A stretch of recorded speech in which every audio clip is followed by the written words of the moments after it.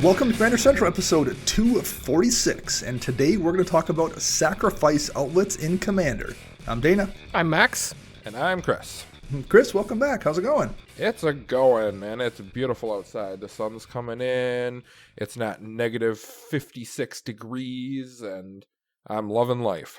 And right now, anybody who's listening in Texas is like angry because they're all frozen solid. Yeah, they're down like there. they're throwing fingers at us, like, you know what?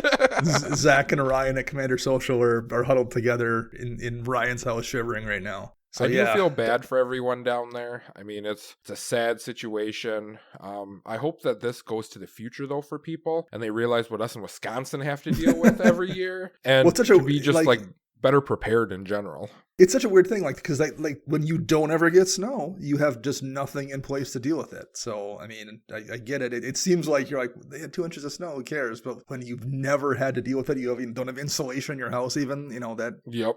It's a whole different world. So, yeah, that's rough. Yeah, it sucks. Anybody play any fun games this week to talk about something a little bit less depressing than Texas getting shellacked with ice? Did you play anything, Max? I have not played since I think you and I played last, so I have no good stories. The only thing I will mention is this is actually maybe an educational lesson, because it's a big mistake I wound up making because I got greedy. I was playing my Glissa the Trader deck in a game, and Matt Morgan at the EDH Recast was playing his Valduk deck, which is you during your attack step, you make a 3/1 elemental for each equipment Valduk is making. Yep. So I had Glissa out, and I played Engineered Explosives for 0, and I should have been satisfied with that because at that point, I can just say, well, don't attack me, and I won't pop the engineered explosives. And Matt probably would have swung on everybody else, because number one, with the Glissa there with first strike, that discourages a swing. Number two, I can just crack the engineered explosives, blow up his tokens, have it come back to my hand, or recast it for 0, and just always keep him away. And eventually he has to deal with that, but not necessarily immediately. He can hit other people for a while and figure out a plan. What I screwed up on was a turn later, I top decked Plague Engineer, where you can name a creature type, and all creatures of that type get -1/-1. Yep. And I got greedy because I'm like, well, I have an expedition map in my graveyard and I think a Mishra's Bauble. I'm like, well, I can get a couple of triggers every time because he automatically makes the elementals and they'll die to the Plague Engineer immediately. So I can just recur those artifacts, every single turn and get a ton of value. The downside with that was then Matt wants to just attack me, because as long as that Plague Engineer is in play, until he removes it or kills me, I'm keeping him from doing anything. So he then top decked one of the swords that gives him protection from black. Oh, no. And I think it took 3 turns, but I couldn't answer it, and he got through, for commander damage over the course of 3 turns, because I just didn't hit an answer to stop the sword. Whereas had I not gotten greedy and played that Plague Engineer, I probably would have had 5 or 6 more turns where he was hitting everybody else instead of me because of that engineered explosives. Yep. So I remember reading something about strategy years ago about how you shouldn't ever corner an opponent, because then they have no choice but to go after you. They should always have an escape route. I didn't leave an escape route, so he had no choice but to go at me. I cornered him. So isn't that just survival in the wild in general? Yes, when you don't corner an a wild animal? Yes, I cornered a wild animal, and that was a mistake. Don't do that. Oh, poor Matt. So Matt, in this analogy, Matt Morgan is a wild animal, apparently. Well, I'm sure he probably turned into one, and he's just turned on you. He's like, no, you die now. Right. Right. For news this week, we got the last 2 Secret Lair cards for the Black is Magic set, which is a Soul Ring and a Path of Ancestry. We already talked about how there's pretty good value in that Secret Lair, and the cheapest Soul Ring out there is that Magic Fest promo, and that's $13 or $14. So that's one more good card in that foil pack you can get that makes that pretty decent, and it's got some kind of unique art on it as well, so that's something to consider. And last but not least, we got some Strixhaven news already. Because Cowtime's only been out for 2 weeks? Maybe? Right.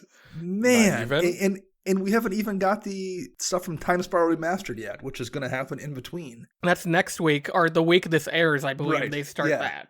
So speaking of Time Spiral Remastered, I was at the shop opening up product with the store for the Keldheim, getting the store stocked up. And we were opening up I think it was the set boosters, where they have X amount of rares in them and stuff like that. And we actually pulled a Time Spiral Remastered card out of one of those packs. Oh, really? Yes, yeah, some of them are on the list, which are in the set boosters. Yep. It was quite interesting. So we pulled it, and the one kid that works there, Parker, he looked at this card and he's like, what's the set symbol? I'm like, I don't know, let's look it up. And we looked it up. I'm like, no way, that's awesome. Nice. So there is a chance of pulling those cards in that set. So okay, good to know. Well, for interesting stuff that we got from Strixhaven, it's a enemy colored set. So there's like 5 different magic colleges in making up the set, and they all are some enemy colored pairs. So we got a little glimpse of those yesterday. One thing I thought was kind of interesting that's worth mentioning is they managed to not copy the Ravnica guild flavor. So like the black-white college doesn't seem to really have much to do with the Orzhov guild. They seem to have gone for an entirely different kind of theme, which is cool. I like that like it's not just mirroring what we saw in Ravnica. Yep. Yeah, I definitely agree with that. I like how each of these colleges feel distinct from the guilds themselves. So, I don't know all the terms yet, and I probably am never going to learn these terms. So, the Boros College is different than the Boros Legion, and I appreciate that. Yeah, for sure. They also announced that we will be getting the 5 commander precons along with Strixhaven, kind of like how we got the 5 last year with Ikoria. Yeah. So there won't be the 2 precons like we've been getting with each set, at least for this set. They'll keep doing that, but we'll get all 5 this year simultaneously with Strixhaven. So it's going to be a huge release. So with that, I have a couple of thoughts here. Yeah. One, I hope they do the preview season better this time around. I hope they learned some lessons from last year. I hope so. Just because it kind of got hard to know, well, is this card in the set proper, the commander set, or in some cases it was in both. Right. But overall, I really do like this tie-in the yearly commander decks to a standard set, both from the player perspective, like because it makes me want to be interested in the standard set since I don't play standard. For sure. But it also, like business-wise, makes tons of sense. Get those players that only buy their precons once a year. Now they go buy more Strixhaven because they're all sitting right next to it at Target or their local LGS or something. So I would not be shocked if this is the norm we see going forward for the next 3 to 5 years until they change it up again. Yeah, I kind of am thinking the same thing. The other notable thing that probably isn't really to do with like cards, but has to do with people that collect fancy stuff, I guess, is for the last, year and a half-ish, we've gotten that showcase frame in all of the packs with whatever set we were collecting. The result of that was that you had almost like 4 different tiers of cards, So like if Oko was printed, you would get an Oko, and there was a foil Oko, and there was a showcase Oko, and a showcase foil Oko. Yep. And it became really weird to figure out, like, value-wise, basically, the foil showcase one was like the premium one, and the rest of them were all the same price, and that was kind of annoying. And it also really killed the value of just buying, like, a draft booster. Sure did. So that was a little frustrating, I found at least. That's changing, at least with Strixhaven. There's no showcase anymore, so it's just going to be a set card and a foil. So the foil is back to kind of being the premium version of the card. But in the place of the showcase, there's like basically an expedition series again,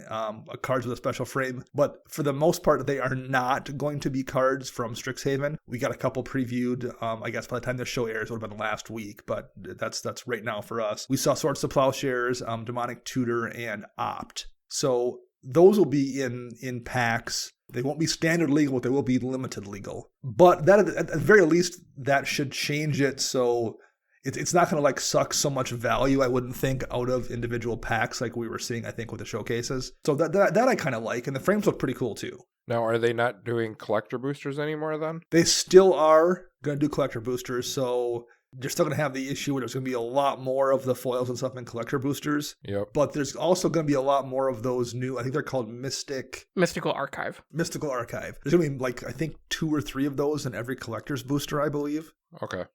And those can come in foil or etched foil. All right. Because I know a big issue that a lot of like LGSs are having, like when people come in to sell cards or trade cards in for other cards and stuff, is that there's so many versions of it that it's turning into very similar to what Pokemon is, where, you search up a card, but there's like 40 different versions of it, and you got to filter through to find the right one, which is actually becoming kind of a headache overall. Oh, yeah, for sure. I mean, once you're used to it, I guess it's okay, but I wish it was just a little bit simpler overall for like other businesses. Well, it's rough for the average player too. They're like, I opened a cool foil mythic, and they like go to trade it in somewhere, and the person's like, well, the showcase mythic is one worth money. The showcase foil, this is the same as a regular pack foil. Like that feels bad for the average player too. Yeah. So speaking of showcase pack foils out of collector boosters, I might have bought a collector booster and hit the full art foil world tree, which I traded back into the store, and he gave me, I think, two more collector boosters, something like that, because it's like a $60 card or something like that, $50 card it was at the time. Cracked them, didn't pull anything worth value, and I'm like, okay, will you take all these cards for another collector booster? You know, he's like, sure, I'll do that. And I crack it, and I pulled the rarest Tybalt in nice. foil. Yeah, I was like, that's the card I was looking for. I think we're done here. Here, take my money. I'm sitting at home that night, and like in the afternoon, Chris called me in the evening. Like, I think we passed each other. I was at the shop. I left. Yep. I get a call from Chris. He's like, hey, I'm just here cracking boosters. I'm like, oh, I was just there. He goes, yeah, that's what, the shop owner said. I'm like, yeah. And then he calls me like 20 minutes later. I have to call and brag. I just cracked the full art foil showcase Tybalt. I'm like, I hate you. I'm happy for you, but now I'm going to go back to my video game. It was pretty amusing because I pulled the token off, and since it's a flip card, you immediately saw the Tybalt, and like the show owners or the store owners like, hey, yo, can I see that card? I'm like, no, because I know what you're going to do with it. Very cool. Moving back to the Mystical Archive cards, I have the article up here from the mothership, and the little excerpt says, the Mystical Archive is open to all. You will receive one copy from its own dedicated slot in each draft booster and set booster, and at least 3 in each collector booster, and these will take the spots of whatever rarity the archive card is. So if it's a common, it's going to swap out for a common in the pack, rare, mythic. And then the etched foils are only available in the collector boosters. All right. Okay, that's pretty cool. So technically speaking, if you're playing with this at like a sealed pool or something, somebody could cast a demonic tutor because it is legal in that format. Yep, it's that's like cracking that soul ring during Kaladesh draft or something. Adds a little bit of chaos. That's kind of fun to that environment. The one thing I don't like about that is new players who are used to it. They're like, they call a judge like, that card's not legal, and you're just like, oh no. Because I remember when they first did expeditions, one of the guys pulled a Mana Crypt. And he played that during draft, and he just like played it, and the one kid's like, that's not a legal card, and we're like, that's how draft works, buddy. If it's in the pack, you can play it.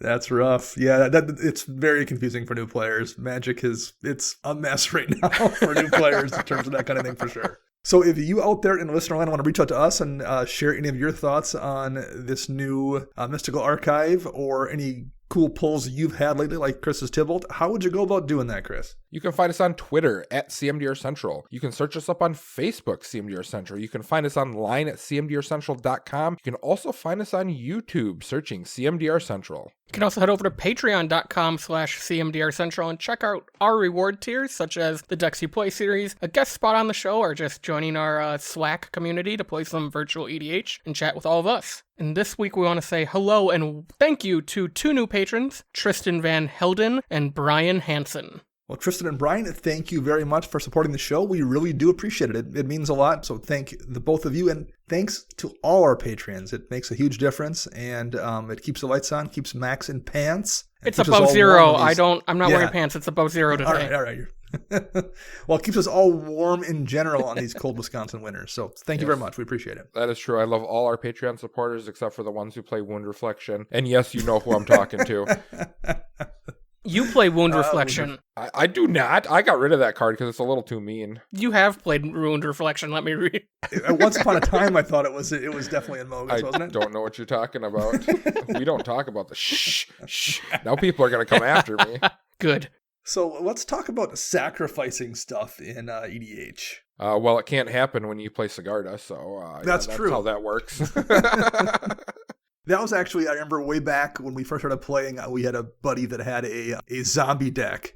Thraxamundar. Thraxamundar, yeah. And I intentionally, after a couple of games, I was like, I clearly just can't play the Sigarda deck against you because it just like turned his deck off. Or at least it made it so everyone else got their butts kicked and I just got to sit there. Yep. So at least I think that's one of the things, Chris. I think that's when we started like not showing our commanders. So like at least if we ran against one another, it couldn't be planned. Yeah, it didn't seem like you were trying to spike the game against a different person. So from the EDH wiki, the official definition is sacrificing is purposefully or forcefully removing a permanent from play, and this can be due to an effect on the card itself, the effect of another permanent already in play, coming into play, or a spell. The sacrifice permanent can't be regenerated, and sacrifice first showed up as a keyword in revised. So sacrifice is a few different things. That definition covers most of them, but like we're primarily focused here on sacrifice as an outlet. Like there are spells that force your opponents to sacrifice a thing, Tormented Hailfire, for example, or when you use a fetch land, you're sacrificing that fetch land to go get an effect. That's not really a thing either. We're mostly talking about sacrifice as a way to like generate value for yourself. So for example, sacrificing stuff to your Corvald for value would be what we're talking about, or maybe defensively sacrificing stuff. Someone goes to steal one of your creatures and you happen to have a high market free, you can sacrifice that card so no one can get control of it. Yep. So we're basically talking about sacrifice as like an outlet versus on a fetch land. Usually in a sack outlet, we're looking for, one or more of three things. You want it to be cheap or free to use. You want it to be repeatable, and you want to be able to do it at instant speed, kind of on demand. Probably a few things we'll cover here that don't hit those, but like by and large, when people talk about they want a sack outlet for their deck, they want some of those things. Yeah, kind of like, Diamond Valley, right? Best sack outlet in the world. Well, and so we're going to talk about lands first. Like that's a land that lets you sacrifice creatures, and it's $800. So we're not going to really talk very much about Diamond Valley. And it's not like it's a phenomenal card neither. I mean, right. It's not like, top tier by any means. I'm surprised it's so expensive. Yeah. And I mean, Arabian Nights, I think that's the majority of what it is. And there's some gray area here, like Grim Backwoods lets you spend 4 mana to sacrifice a creature and draw a card, but 5 mana is tough to leave up. Like I feel like Grim Backwoods is something people run maybe for value and not so much as a sack outlet. Yep. So we're going to kind of look for a purpose. They probably already have multiples of the same card. They just need, more outlets to do it. Exactly. So when we're looking at sack outlets in the lands, Max, what ones do you think of here? I go straight to high market just because it's readily available. It's been printed a bunch in some precons. It's a free to use, and it produces mana itself. Right. You can tap high market for a colorless. You can sacrifice a creature to gain a life. And it's a one-use thing, so you can't repeatedly sacrifice stuff to it. But like, it's a land that you can just leave untapped. It doesn't cost you that much to do that. And if someone goes to take your thing, you can sacrifice it. Or, you have a trigger that you can generate whatever that gives you a reward for sacrificing a creature. Like my Kresh deck, for example, when a creature dies, I put that many counters on it. It's a way for me to, on demand, be able to sacrifice a creature and make Kresh significantly bigger. Yep. So yeah, that's kind of the one I tend to think to too. The second one I guess I think about a lot is Phyrexian Tower. Yes. It was super expensive for a while, and it's a little less expensive now, but it's still not super cheap. Didn't it see a reprint just recently? It did. That's a super weird cycle. It's from Urza's saga, I believe. It's part of the cycle with Sarah's Sanctum and Gaia's Cradle and Tolarian Academy. And for some reason, those 3 were put on the reserved list. And Phyrexian Tower and I think Shivan Gorge is the red version of it, is a red land in the cycle. Those 2 weren't. Well, have you seen the disparity in power between the 2 of them, or the 3 of them, or whatever? Although, I mean, that should just tell you how busted the other 3 are, because Phyrexian Tower is a really good card, and it's the 4th best of 5 in the cycle. Yes. So Chris, Shivan Gorge is bad. You're correct, Chris. It's had a couple reprints lately. It was in Ultimate Masters. That was the first one. It was in Jumpstart, and it's part of the list. So it can show up in some set boosters. Yeah, I mean, it's not like phenomenal neither, so... Yeah, I mean, the power of it is it's essentially free, particularly in like a 1 or 2 color deck. You can put it in your deck and really not be affected at all. It's not taking up a slot, so to speak. Same as high market, it taps for a colorless. Instead of getting a life, when you tap it, you sacrifice a creature to add 2 black mana to your mana pool. So that's pretty decent. It's useful sometimes to do that. It's useful as a sack outlet. It's got a lot of utility, and yeah, it's a really solid card. I like that one as well. What else do we have that kind of does that, Chris? Land based, or do you want to move on? Let's do the last. There's a couple more lands I think that do see a little bit of play. Yep. Well, you got like a card like Phyrexia's Core, taps for colorless, or you can pay 1 and tap and sacrifice an artifact to gain 1 life, which all those artifacts sacrifice of shenanigans just mind boggle me that they keep it in artifacts. Like, give me something better. Right, yeah. I mean, artifacts don't need to die. I mean, they're artifacts. You're not supposed to destroy them, right? That's just in theory. They're supposed to go in a museum. No. What possible shenanigans could you be up to if you were sacrificing artifacts? I don't know, playing Duretti and then getting an emblem and getting artifacts back. And yeah, the last one that kind of sees some play that people relatively frequently use to would be Mirren the Moaning Well from back in Kamigawa. Same thing, it taps for colorless mana, and it does have an activation cost. It's 3, but you can sacrifice a creature and gain life equal to its toughness. 3 is a little bit trickier, but at this point we're kind of in Grim Backwoods territory. Yep. But it's still something that you can kind of use if you're in a deck that just needs a ton of sack outlets. I think High Market and Phyrexian's Tower are much better, but it's one you can fall back on and still use. Yeah. I mean, there are other ones, too, that do other stuff. But overall, I think these are probably the best, most, what's a good word I'm looking for? Like playable cards that you see people playing.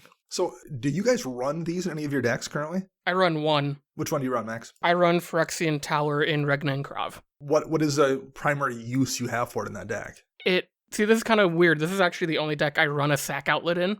Okay. First off, I used to run High Market and Tower. The main reason I cut High Market was for a command beacon, just because both my commanders are above 5, and Phyrexian Tower does allow me to make black mana if I need it by sacrificing a creature, which if I have to lose 1 token to make black mana to activate Krav to eat more things to draw more cards, it pays off in the long game, essentially, for me. How about you, Chris? Any sack outlets like this, or on the lands in particular in any of your decks currently? No, not anymore. I have played Higher Market in the past. I've never actually played Phyrexian Tower. I don't even know if I own any of them anymore. I know I cracked some quite a while ago, but out of all of them, probably Phyrexian Tower would be the one that I played. Somewhere along the concept of what Max was thinking, it creates the colored mana if you need it, plus you're getting the sack outlet out of it. Yeah, that makes a big difference for sure. I have Phyrexia's Core and Phyrexian Tower in my Vela deck. She does get triggers off things dying, and once in a while it's really useful to be able to do that, particularly if it's something like a Hangback Walker or something. Yep. Being able to sack that at will sometimes makes a big difference, particularly if I'm going to swing at somebody next turn. It's nice before the end of the turn to crack it to make 6 Thopters that I can then swing with on my turn. But that's really all I tend to. I think I have one of these. I'm not sure which one. I think it's Phyrexian Tower as well, maybe in my Crash deck. But I don't even remember if I have that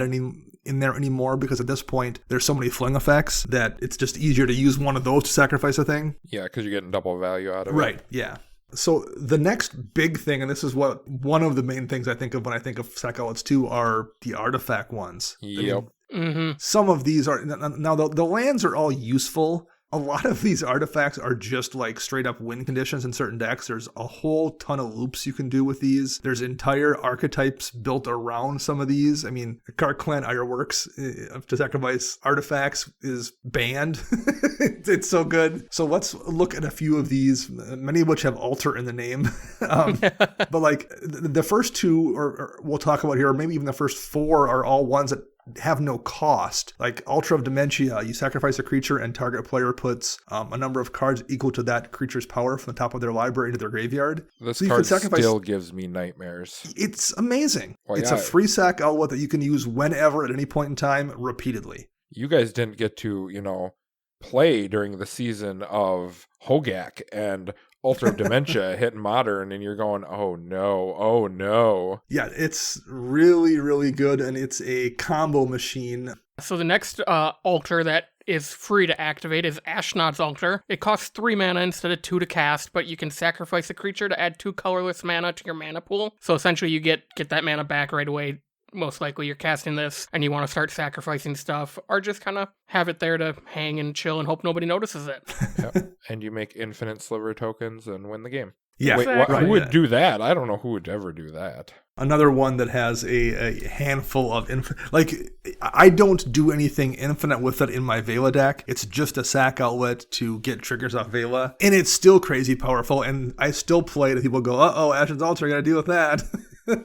Just the reputation is so strong, and there's so many different ways too. You can sacrifice a creature to make 2 mana and use that mana to make a creature that you can sacrifice Ashen's Ulcer, and there's so many ways you can just loop that. And if you have cost reducers, make infinite mana off that too. It's such a good card. Yeah, it's another KCI, just not quite KCI. Exactly. Similarly, Phyrexian Ulcer, and this one I believe is on the reserve list. No, this one has been reprinted. Oh, this one isn't. You're right. Yep, this just got a reprint. Ultimate Masters, something like that? Yeah, you're right.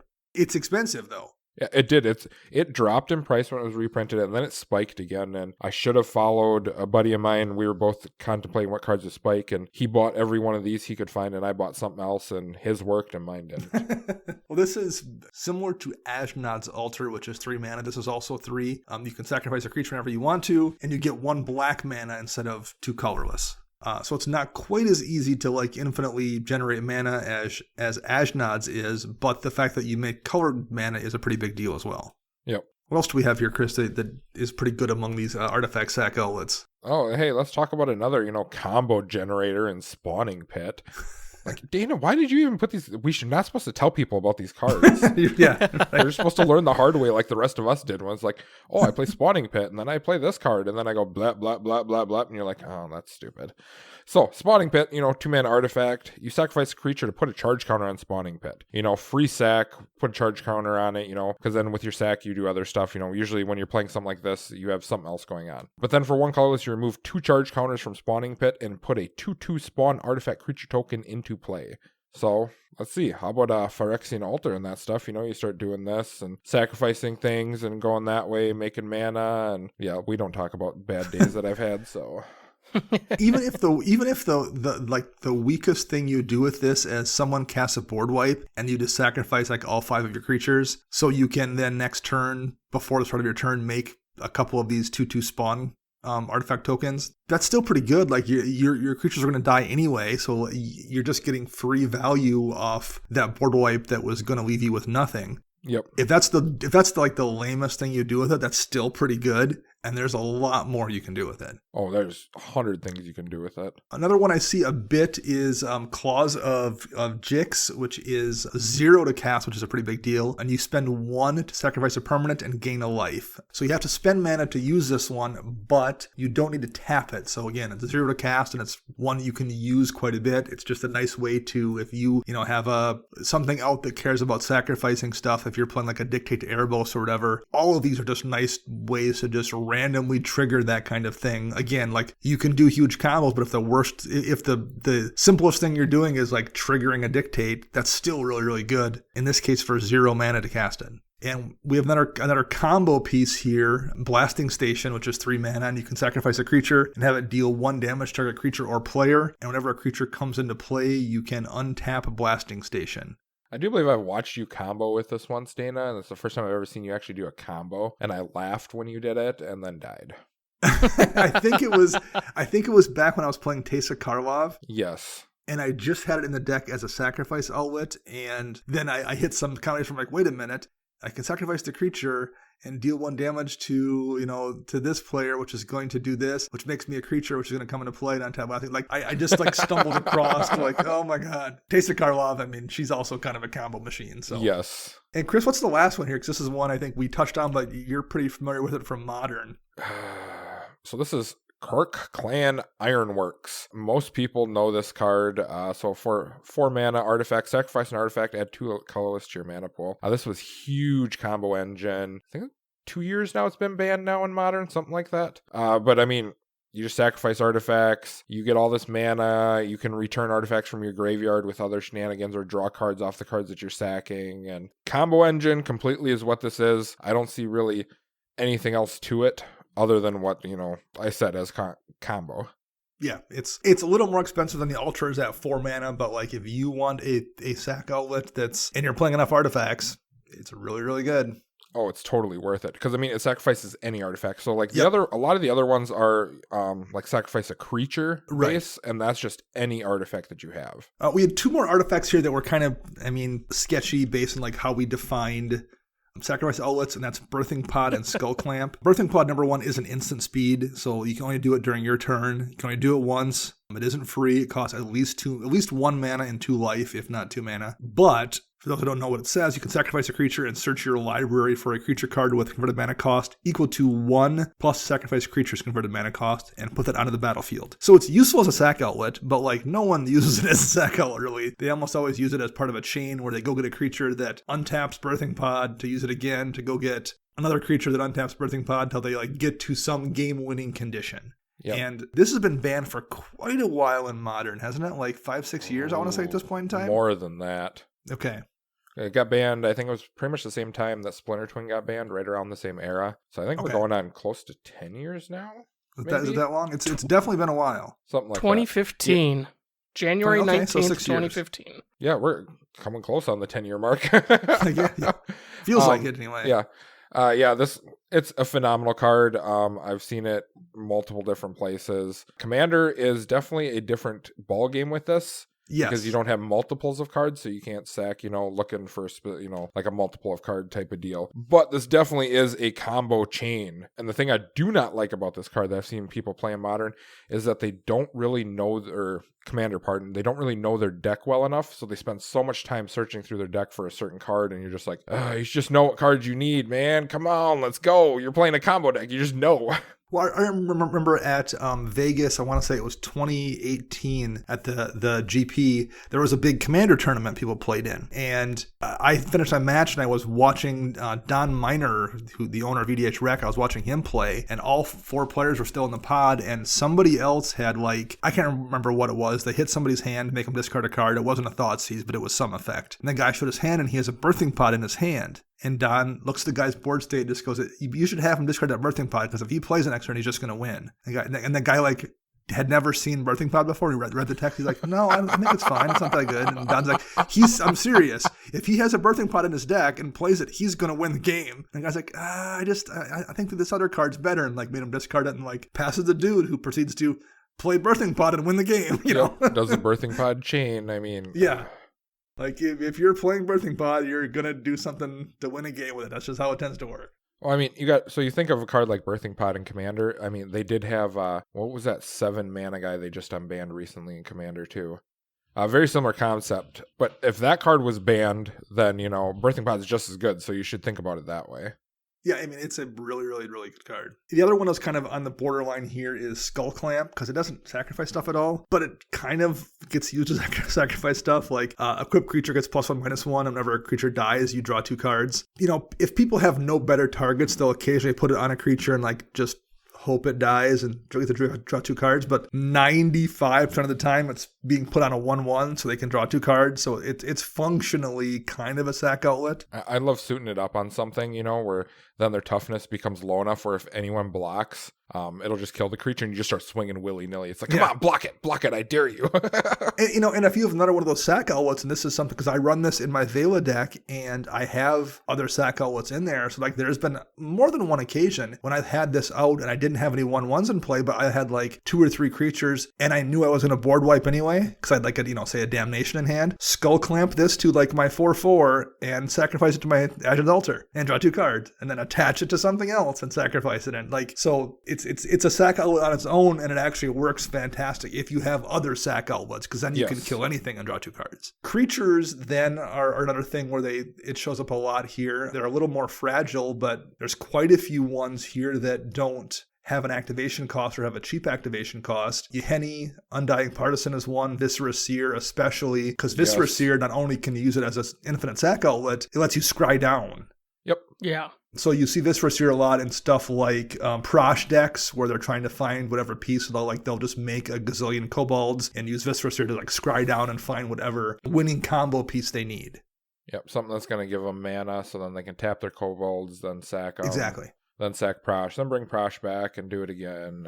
And a lot of the artifact ones we talked about, and even the lands, are somewhat expensive as well. Things like Viscera Seer and Yeheni are relatively cheap. A lot of the creature ones are much less expensive if you need a sack outlet too, so that's nice. Yep. Max, why don't you tell us about Krav, since you actually play Krav? Oh, Krav the Unredeemed is a legendary creature demon for 4 and a black. He has partner with Regna the Redeemer. That's not the important part for this show. What's important is you can pay a single black mana and sacrifice X creatures, and target player draws X cards, gains X life, and then you put X +1/+1 counters on Krav. This is my favorite sack outlet, and I'm probably biased because I play Regna and Krav as a commander deck, and this is probably why I don't run a lot of sack outlets in my Regna and Krav deck, because it's on my commander. The goal of that deck is to feed Krav and he smashes face. Like, that's all I want to do. I think this is one of the, if not the only sack outlet that I know of for sure, that allows you to sack multiple things at one activation.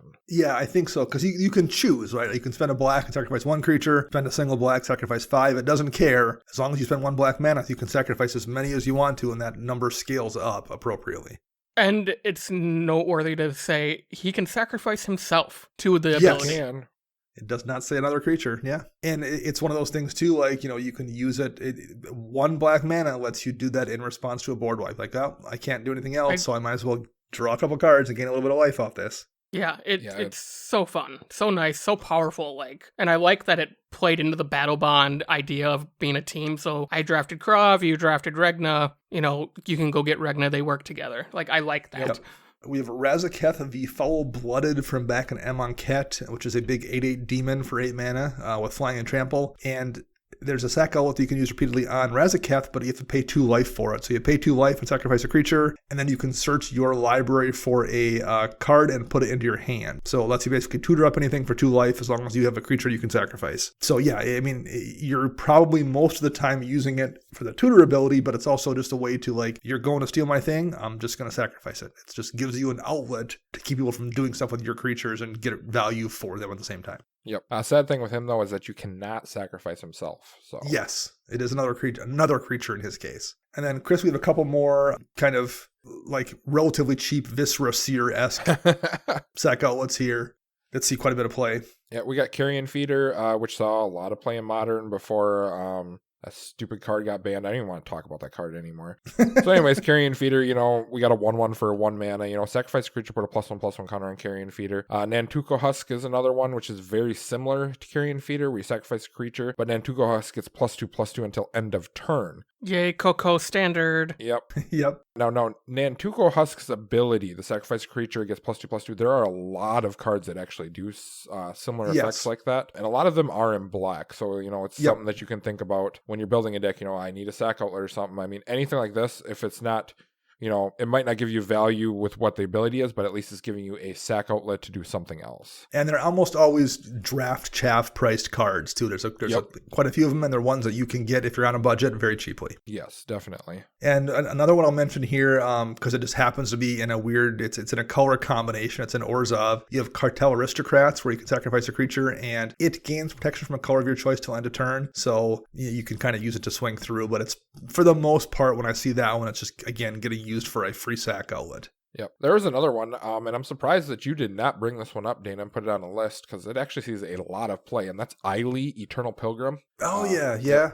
A 2/3, which is in Orzhov for 2 mana, just 1 black and a white for Death Touch. But this does have mana cost to do it. So for 1 colorless, sacrifice another creature, you gain life equal to the sacrifice creature's toughness. Or for 3 mana, 1 colorless, 1 black, 1 white, sacrifice another creature, exile target non-land permanent, activate this ability only if you have at least 10 life more than your starting life total. So I mean, yeah, Eiley's quite good. Yeah, I mean, if you've never heard of Eiley, someone who's listening to this, and you thought about something, I want to sacrifice stuff. This is actually a really good commander to do stuff with. And kind of the last thing we'll talk about here are enchantments that show up quite a bit, and they do a good job as sack outlets as well. Max, you want to go over a couple of these with us? Yeah, so the first one on the list is Greater Good. This is 2 green, and it says sacrifice a creature, draw cards equal to the sacrifice creature's power, then discard 3 cards. Pretty prominent in a lot of green decks. I've ran it in the past. My hang-up is the discard clause on this, just because you really don't want to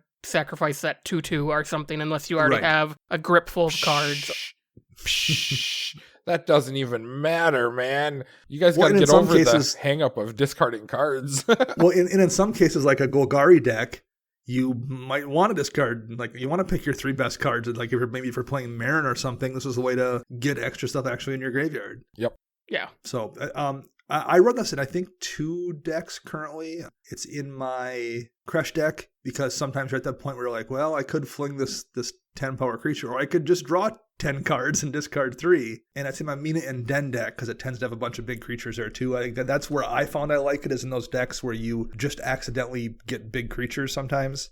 And I actually put it in my son's Arabo deck. Oh, yeah. And And he figured it out pretty quickly because he's like, why would I want to kill my own creatures? And I'm like, well, if they get really big, you know, you can draw a bunch of cards. And like after like the second game, I think he put it, he's like, oh, so like after I use a Rabo on this 1/1 cat and make it a 4/4 and double the power to 8/8, I can draw 8 cards. I'm like, Before the ability stops. Yep. Yep. Like, oh, that's a really good card in this deck. I'm like, yeah, it's pretty good. So he caught on pretty quickly to that one.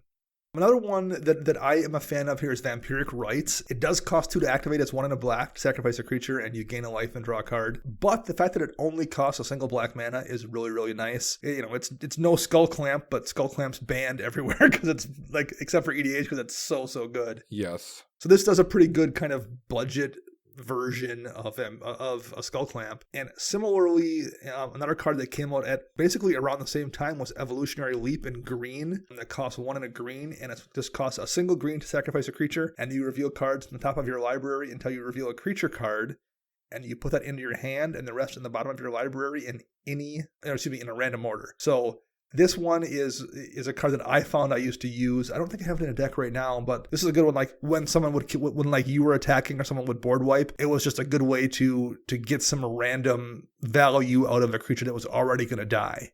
Yes. I mean, or just you have a dead creature card in your hand. Right. And it's like, well, I'll play this and I'll sack it and hopefully I find something better. The next one here is kind of a classic from way back in Urza's days. Chris, you want to read Attrition to us? So Attrition is a 3-mana black enchantment for 1 colorless and double black. Activation cost of 1 black. Sacrifice a creature, destroy target non-black creature. And I actually had to look this up because I saw it was in a commander set. I thought this card was banned, to be honest with you. I had to look this up. I'm like, isn't this one of those that's banned? But no, it's a different one I was thinking of.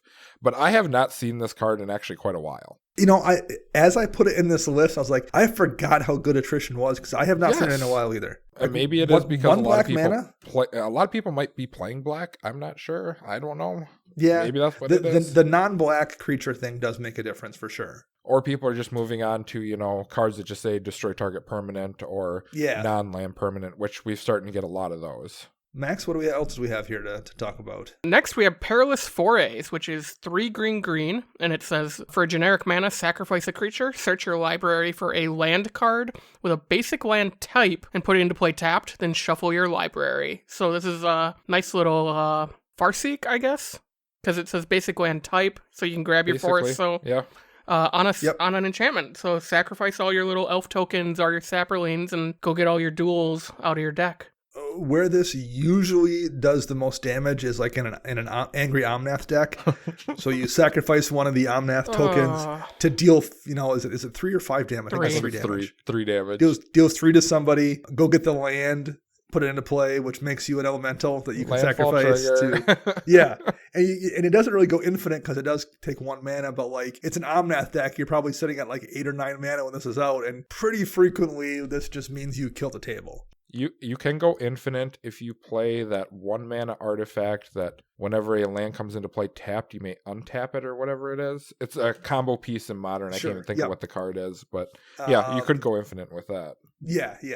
Is it Amulet of Vigor? Yes, Amulet of Vigor. That's what it is, yeah. Another one we have here is Martyr's Cause. It's one of the few white infinite sack outlets here, but it's one that you can use repeatedly. It's 2 and a white. Sacrifice a creature and prevent all damage to a creature or players from any one source. So sacrifice a token and you keep yourself from taking any damage. And it's not just combat damage. It's you prevent damage from, you know, someone hitting you with a fireball or a Shatter's Ignition going off or whatever. Sacrifice a creature, no mana cost. Just stop the damage straight up. Yep. So it's got a lot of utility and it's a really good sack outlet. Yep. I have another one in white that I found too called Aura Fracture, which is 2 colorless and a white for an enchantment that sacrifice a land to destroy target enchantment. Just basic static ability. Oh, sure. That's interesting. It's out of Prophecy. White, sack a land, destroy. I'm not sure about it, but hey, it's a sack outlet, man. Maybe you're playing white-green and you're just ramping hard and you need to destroy stuff, but who knows? What's the last red one we have here, Chris? The last red one we got here. Is it Goblin Bombardment? It is. Oh, it's Goblin Bombardment. So 1 colorless and a red for an enchantment, like what we're talking about. Sacrifice a creature. Goblin Bombardment deals 1 damage to target creature or player. And I do believe there's another one called the Barrage of the Expendables, I think. Yep. Very similar, but it costs 1 red mana to activate, but does the same exact ability. And still pretty good. Yes. Yeah, Goblin Bombardment is one of those things that feels really, there's like some decks, again, Omnath loves this one because each of those elementals basically does 4 damage then when you sacrifice them all. But like, I've seen plenty of times people are casting those red tokens that go away at end of turn. Like if you're playing, a Valduk deck or something and you're going to lose those 4 elementals every turn, why not turn them into 4 damage anyway? Exactly. So this one's really good. And in red, you have all the gratuitous violence effects or whatever. Yeah. Where you double the damage. So I mean, something like this just compounds that even more. Even better. So let's kind of wrap this up here a little bit. We've talked about some of the more popular ones, and we this is not conclusive. There's just a ton of things out there to sacrifice, but we try to go over the more popular ones or ones that we liked. This is something I think I've noticed, like there are some metas where people play cards in a certain way where like everyone runs a bunch of sack outlets because people run so many kind of steal magic effects or control magic effects to take creatures. We, at least locally in our shop, never saw that much of this. I never felt like I needed to run sack outlets to protect my stuff necessarily. Do you guys ever kind of get that vibe or no? I wouldn't say to protect my stuff, more as just a value engine type of deal. Like a what if scenario. So what if someone casts a board wipe? Well, I can sack them off to the sack outlet to gain all this value, and then when everything resolves, then I do this or something else. Yeah, I think that's definitely my thought as well. What do you think there, Max? Yeah, I agree with that. Like, there's a reason I don't run all the altars in Regnant Krav, because Krav is my sack outlet. I want everything to go to him, but you need to be able to do stuff with that mana. And if you're just sacking things to say you didn't get hit by the board wipe, and then you're left with 20 colorless mana on someone else's turn, what are you going to do with that? You can only cast Scour from Existence once. Right. So just get one of those enchantments where your mana never leaves the mana pool and it just stays there forever. Oh, jeez. Yeah. But... and I agree. I don't think our meta ever got to that point where you needed to run 2 or 3 in every deck just to be safe. I know other Commander content out there, they advocate that. They advocate something different. And if that's how your meta is, or that's what you've ran up to randomly in, different communities on Discord or whatnot, then more power to you. It's your deck. I think we're just kind of fortunate enough to not necessarily feel that requirement in our deck building here on the show. Yes, when we run them, it's because our deck wants a sack outlet versus like we need them defensively. And that's a good point, Max, talking about like how it's not the kind of thing you think everyone needs. There's no situation where I'm going to say like, oh, don't worry about running removal in your deck. Like every meta, you're going to need to remove stuff. That's not the case with sack outlets. I think there are some places you don't need them as badly as you do others, and you can kind of do what we do, which is you run them in a deck that can use them offensively more than anything. Yep. But I'm curious what everyone has to say out there, what your metas are like, if you still run multiples in a deck just defensively and why that is, or if you're mostly kind of an offensive sack outlet meta like we are. I'd love to hear that information from you. So reach out and say hi. Yeah, that's for sure.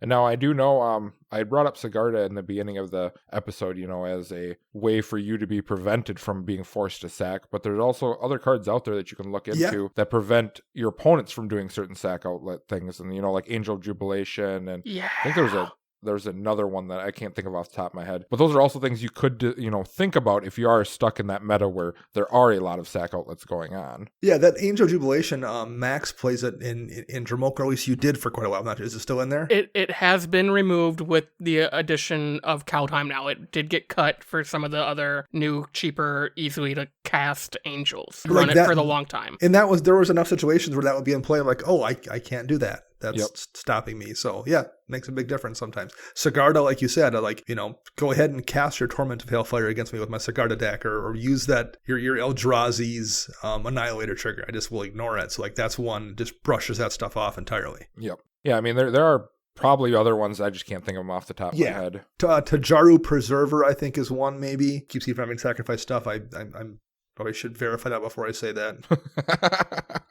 Yes. Tajaru Preserver, spells and abilities your opponents control can't cause you to sacrifice permanents. And it's a 2/2 creature. Yep. So there's a few different of those effects as well. And like I said, I think a lot of that's kind of meta dependent for the most part. That is going to wrap up this episode of Commander Central 246. Thank you very much for listening. We'll be back next week with another show. I am Dana. You can find me on the Twitter birds at Dana Roach. You can find Max at CMDR_Max. And you can find Chris at Wise Squishy1. Our podcast theme is Retro Future Dirty by Kevin MacLeod. And our show is edited by Rafael Garcia. You can find him at Ursa Bearwalker. Until next week, I'm Dana. I'm Max. And I'm Chris.